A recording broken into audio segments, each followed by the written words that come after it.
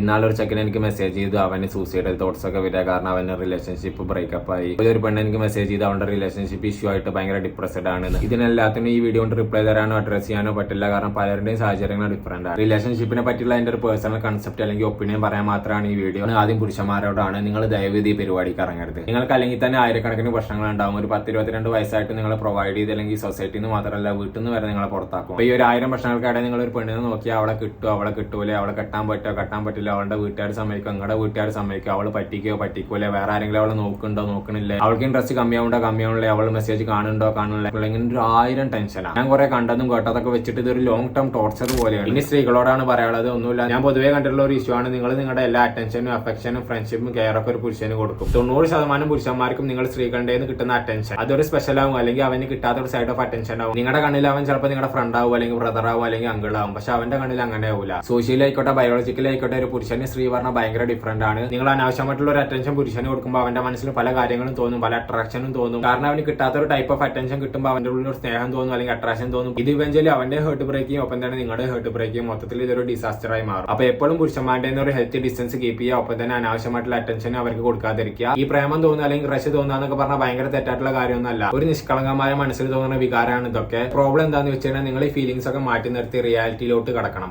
നിങ്ങളെ ഇംപ്രൂവ് ചെയ്യുമ്പോൾ ഓട്ടോമാറ്റിക്കലി ഒരു പോയിന്റ് എത്തുമ്പോൾ നിങ്ങൾക്ക് പാർട്ട്ണർ ആണെന്ന് തോന്നും, അതെല്ലാവർക്കും തോന്നും. നിങ്ങൾ ഫാമിലിനെ അറിയിക്കുക, അല്ലെങ്കിൽ നിങ്ങൾക്ക് ഇഷ്ടപ്പെട്ട ആരെങ്കിലും ഉണ്ടെങ്കിൽ ഹലാലായിട്ട് അവർ അപ്രോച്ച് ചെയ്യുക, എന്നിട്ട് ഫാമിലിനെ ഇൻവോൾവ് ചെയ്യിപ്പിച്ചിട്ട് കാര്യങ്ങൾ മുമ്പോട്ട് നീക്കുക. മറുപടി ആയിട്ട് നിങ്ങൾ പറയും ഫാമിലി സമ്മതിക്കണില്ല, അല്ലെങ്കിൽ ഞങ്ങൾ പഠിച്ചുകൊണ്ടിരിക്കുക പൈസ ഇല്ല എന്നൊക്കെ. അത് തന്നെ എന്റെ പോയിന്റ്. ഇത് ഭയങ്കര കോംപ്ലിക്കേറ്റഡ് ആയിട്ടുള്ള ഇഷ്യൂ ആണ്. ഹലാലായ വേ ചൂസ് ചെയ്യണമെങ്കിൽ മാത്രം ഇത് നിൽക്കുക, അല്ലെങ്കിൽ ഇത് നിൽക്കാതിരിക്കുക. വലിയൊരു ഹെർട്ട് ബ്രേക്ക് ഒഴിവാക്കാൻ ചെറിയൊരു ഹെർട്ട് ബ്രേക്ക് അനുഭവിച്ചേ പറ്റുള്ളൂ.